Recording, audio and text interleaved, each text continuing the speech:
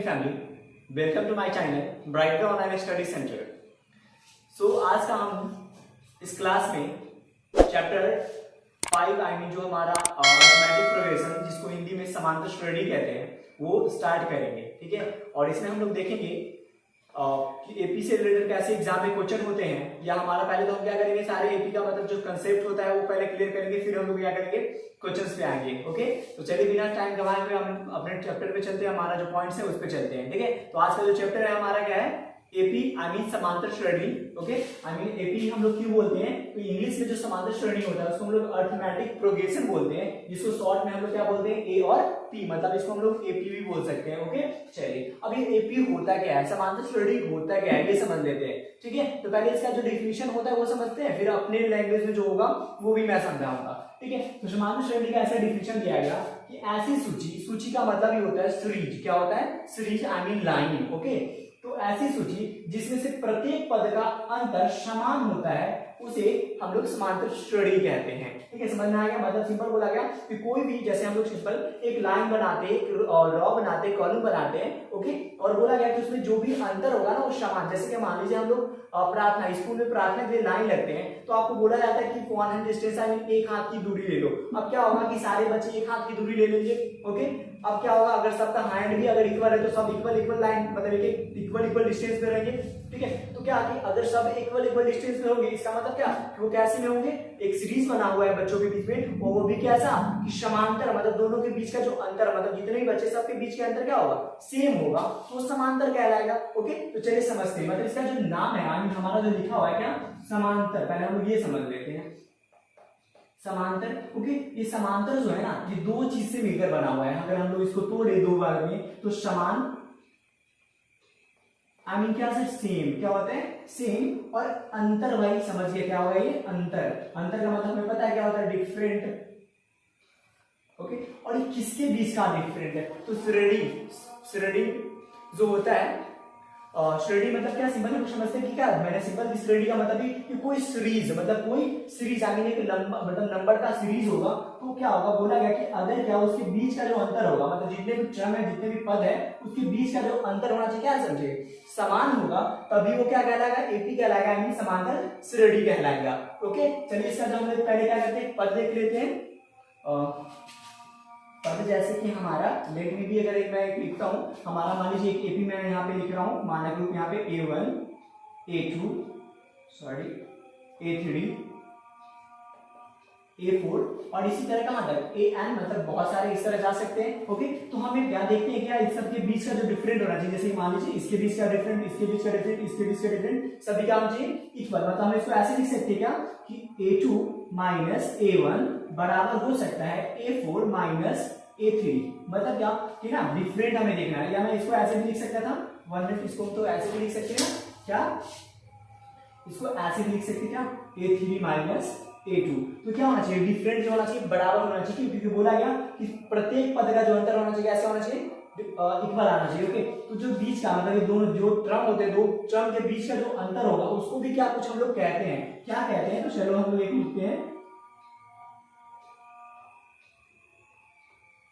पदांतर, सर्वांतर। Okay, सर्वांतर या पदांतर different है, इसको हम लोग डी से भी लिखते हैं, कैसे लिखा जाता है, इसको डी भी लिखा जाएगा। तो इसका फॉर्मूला क्या होगा, तो बस याद करना है क्या, दूसरा पद माइनस पहला पद, दूसरा पद माइनस पहला पद, मतलब इसको हम लोग लिख सकते हैं क्या, A2 माइनस A1। आपको जब अगर क्या होगा, कोई टर्म दिया रहेगा और उसमें आपको डिफरेंट निकालना हो, पदांतर निकालना हो, सर्वांतर जिसको हम लोग बोलेंगे, सर्वांतर निकालना हो, तो क्या फॉर्मूला आप लगाएंगे, मतलब D is equal to D2 minus A2 minus A1, मतलब क्या हम लोग कह सकते हैं, इसको हम लोग ऐसे भी तो लिख सकते हैं, दूसरा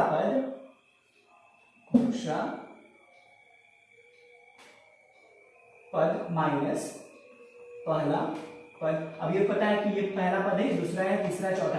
सर तो हमने तो इसमें ये दोनों में कर लिया, बट अगर हम ये दोनों की बात करूं तो फिर इसमें क्या हो जाएगा, डी, ये D2 हो जाएगा, और ये सॉरी ये A2 हो जाएगा, और ये क्या हो जाएगा, A1 हो जाएगा। तो इसमें हम लोग मतलब डी निकाल सकते हैं, पदांतर निकाल सकते हैं, कोई प्रॉब्लम इसमें नहीं होना चाहिए। ओके, तो आप क्या करेंगे, इस तरह डी निकालेंगे। अब हम लोग चलिए इसे देखते हैं, एग्जांपल देखते कोई चीज कैसे हमें पहचानेंगे कि कोई टर्म्स एपी में हो सकता है या नहीं, अगर कैसे होगा तो आगे हम लोग देखते हैं। ओके, तो क्वेश्चन हमारा मतलब देखिए क्या मतलब यहाँ मैंने क्वेश्चन लिखा कि 2 AP मतलब AP 2 5 8 11 का प्रथम पद और सर्वांतर ज्ञात करें। अब यहाँ पे भाई क्या प्रथम पद मैंने क्या सिंपल बताया कि प्रथम पद को हम लोग ए से डिनोट करते हैं। क्या से डिनोट करेंगे?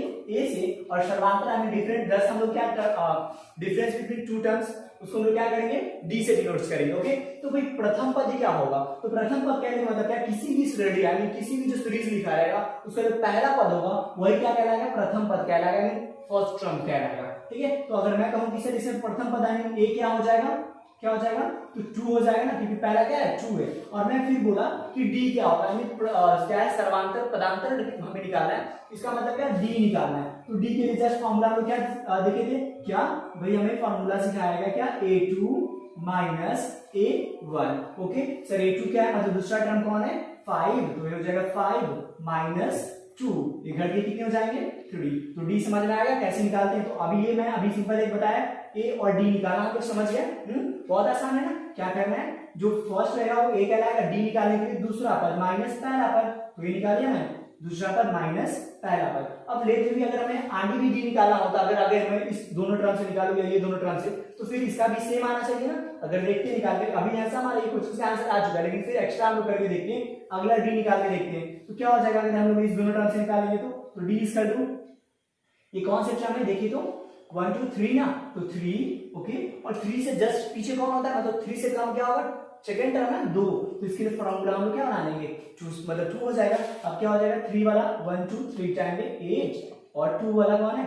5, घटाएंगे कितने जाएंगे? 3। तो यहाँ भी हमारा 3 आया, तो डी निकाला। आई होप समझ में आ जाएगा। आई मीन पदांतर ज्ञात करना, और ए तो बहुत सिंपल है, ये फर्स्ट हो जाएगा। पदांतर ज्ञात करना समझ में आ गया होगा। कैसे निकालेंगे? दूसरा पद माइनस पहला पद। ओके, तो इस तरह हम लोग निकालेंगे। ओके, तो नेक्स्ट जो मैंने एग्जांपल लिया, और इस तरह के आपके एग्जाम में क्वेश्चन भी होते हैं या आपके बुक में भी क्वेश्चन है। मतलब क्या बोला गया कि किसी एपी का प्रथम पद, अब क्या है कि हमारे प्रथम पद हमें फर्स्ट टर्म दे रखा है और उसके सर्वांतर हमें डी दे रखा है, तो हमें पता करना है कि एपी क्या होगा। ओके, तो बहुत सिंपल है। क्या फिर हमें क्या करना है? देखिए पहले तो हमारा क्या है? प्रथम पद हमें ए कितने हैं? हल में हम लोग क्या करेंगे? ए कितने हो जाएंगे? 5, और डी कितना हो जाएगा? 2।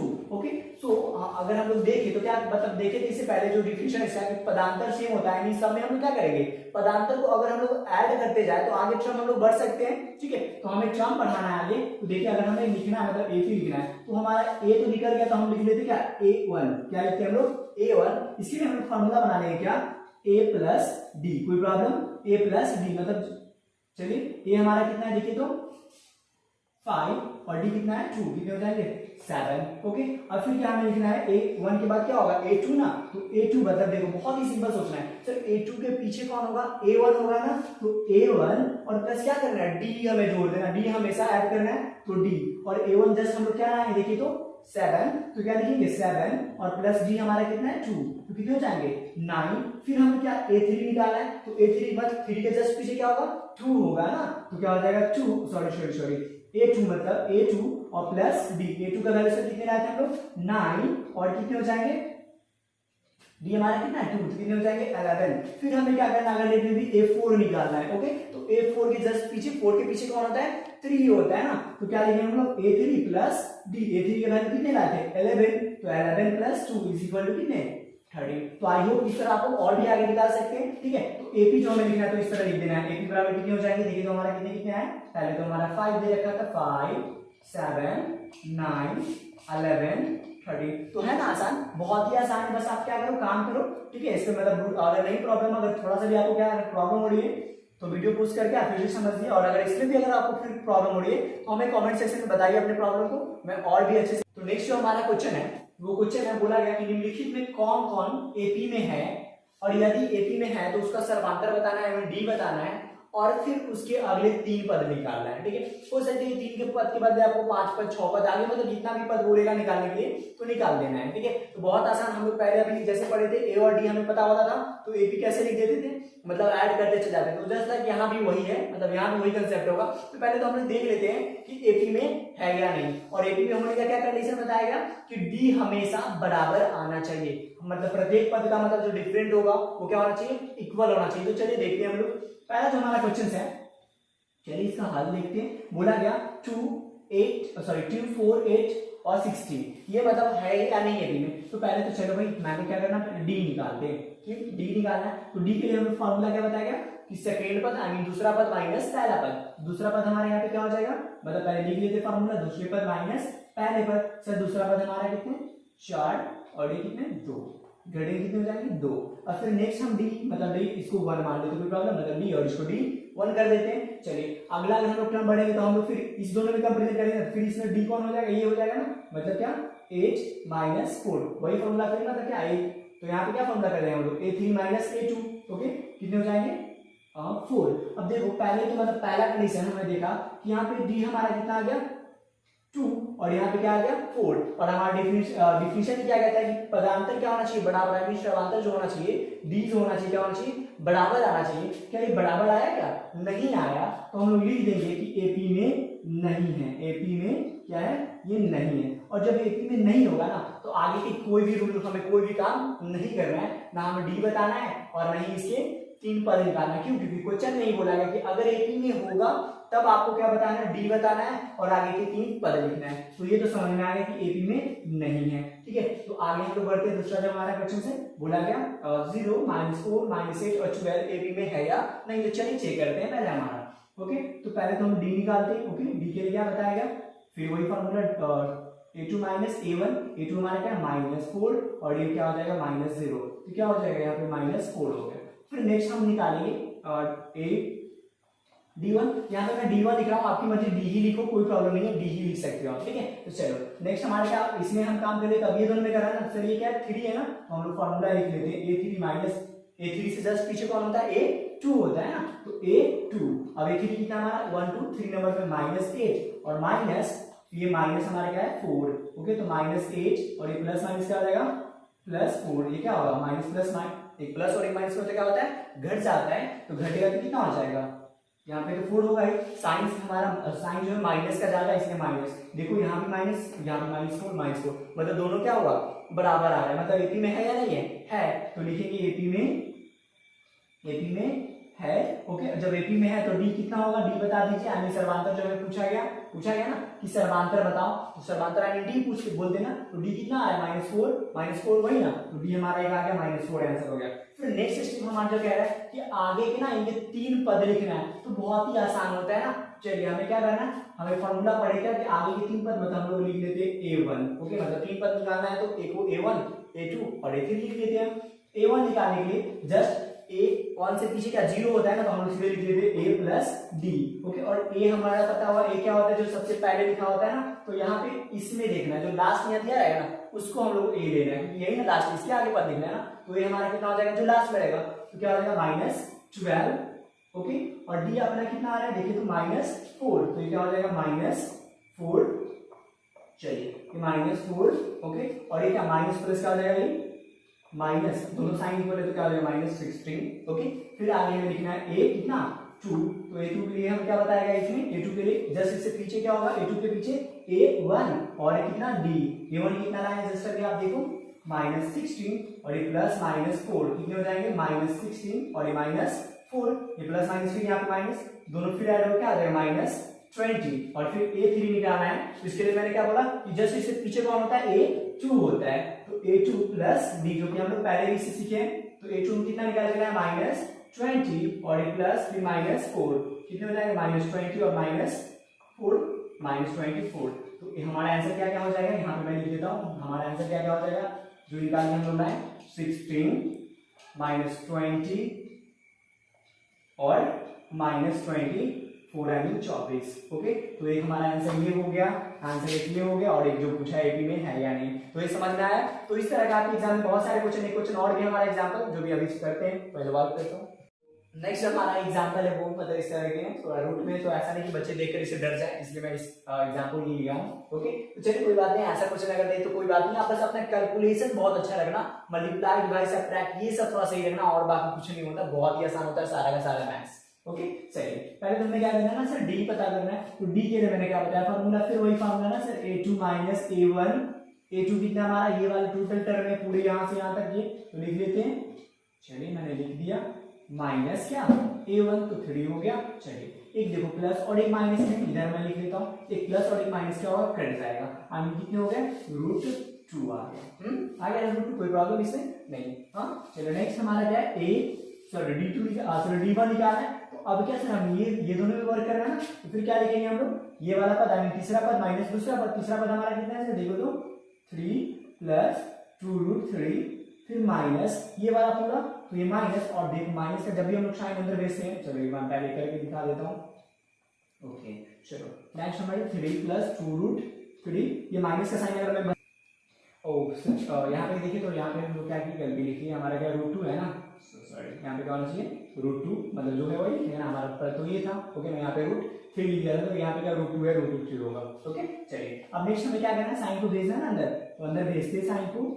चलिए ये क्या हो जाएगा माइनस, और ये भी क्या हो जाएगा माइनस। ओके √2 में आ जाएगा। अब देखो सर ये भी एक प्लस और एक माइनस है, तो फिर कट गई। फिर यहाँ पे देखो आपके पास कितना 2√2 है, और यहाँ पे कितना है 1√2 है, तो दो में से अगर हम लोग 1√2 घटा ले तो हमारे पास कितने बच जाएंगे, 1√2 बच जाएगा, यानी क्या आ गया हमारा √2 आ गया। देखो तो √2 आ गया, मतलब इक्वल। आगे भी आप d निकाल सकते हो, ठीक है, मतलब क्या हमारा जो d इक्वल आ रहा है, तो क्या AP में होगा या नहीं होगा, होगा, तो लिख दीजिए क्या AP में है, AP में है। ठीक है समझ में आ रहा है, मतलब d हमें देखना है, अगर d इक्वल आ रहा है तो AP में है। तो सर आपसे फिर पूछा गया कि इसका d कितना है, उसका भी आंसर भी बताना है, क्योंकि यहाँ पे पूछा आया है कि सर्वांतर क्या है, तो सर्वांतर हम लोग d बोलते हैं ना, तो d जो हमारा क्या है, चलो हिंदी लिख देते हैं हम लोग, सर्वांतर कितने है हमारा,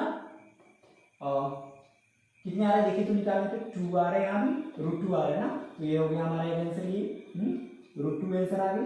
चलो अब नेक्स्ट हमें जो अगला वर्क बोला गया कि आगे किसकी 3 पद भी निकालना है। चलिए तो फिर उसी तरह हम लोग A1 कर लेते, मैंने बोला कि लास्ट वाला को हम लोग क्या अभी थोड़ी देर के लिए A कर लेते, तो A हमारा मान लो कि ये अभी हमारा, चलो ये कर दिया 3√2।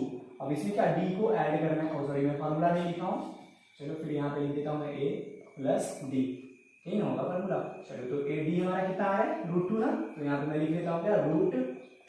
चलो ऐसा कोई है क्या, नहीं, तो ये होगा, क्योंकि रूट वाले को रूट के साथ काम करते हैं हम लोग कभी भी, और जो विदाउट रूट वाला, बिना रूट वाला उसको बिना रूट वाला। तो देख लो ये हो गया। फिर ये देखो यहाँ पे 3√2 और यहाँ पे 1 है, तो कितने हो जाएंगे 4√2। ठीक है फिर नेक्स्ट हमें A2 निकालना है, तो क्या हो जाएगा, इसके जस्ट पीछे क्या होता है A1 प्लस क्या D, तो A1 हमारा कितना जस्ट हमें निकाल के है 3 प्लस 4√2, और D हमारा √2 ही है। फिर हमें क्या करनी थी प्लस क्या यहाँ पे 4 और A1, तो क्या हो जाएगा 5√2, और फिर आगे में क्या निकालना है A3, तो क्या A2 प्लस AD, तो A3 हमारा कितना अभी जैसे हम निकाले, सॉरी A2 3 प्लस 5√2 प्लस क्या हमारा D √2 है ना, √2, तो क्या हो गया 3 प्लस 5 और 1 6√2, तो एक हमारा आंसर यहाँ पे आ गया, और एक यहाँ पे और एक यहाँ पे। तो इस तरह हम क्या कर सकते हैं, आगे की टर्म्स को निकाल सकते हैं। ओके तो आप अगर इस तरह के क्वेश्चन आप अपने एक्सरसाइज में देखें और उसको सॉल्व कीजिए। ओके बन जाना चाहिए, ऐसा बहुत ही आसान है, बहुत ही आसान। एपी जो है बहुत इजी आप वे में बना सकते हैं। ओके तो आप अगर एनसीईआरटी बुक अगर आप तो आज की जो हम लोग वीडियोस में जितने भी सीखे उस तरह के अगर क्वेश्चंस आपको चाहिए, तो आप मतलब अगर आपके पास एनसीईआरटी अगर बुक है तो आप जाकर उसमें प्रश्नवाली क्या करना है, 5 एक्सरसाइज का 5.1 जो होगा आप बन जाएगा, ठीक है आप बनाइए। ओके और भारतीय वन अगर आपके पास बुक है तो पेज नंबर A137 137 में प्रश्नवाली 4A, ठीक है इसको आप सॉल्व कीजिए। और अगर आपको कोई भी अगर ऐसा प्रॉब्लम हो रहा है तो उस प्रॉब्लम को मुझे कमेंट सेक्शन में बताइए, ठीक है क्वेश्चन नंबर बताइए, ताकि मैं फिर अगले वीडियो में उसको क्या करूं, बना सकूं। ठीक है और भी अगर आपको इस तरह की वीडियोस चाहिए, आपको किस चैप्टर का सॉल्यूशन चाहिए, आप मुझे कमेंट सेक्शन में बता सकते हैं। ओके सो नेक्स्ट वीडियोस में हम लोग आगे भी देखेंगे एपी से रिलेटेड और भी टर्म्स जो इसमें इसके आगे आएंगे, तो हम लोग सीखेंगे बहुत भी, और इस तरह के ट्रिक्स भी हम लोग सीखेंगे। ओके सो आज की इस वीडियोस के लिए दैट्स ऑल, थैंक यू।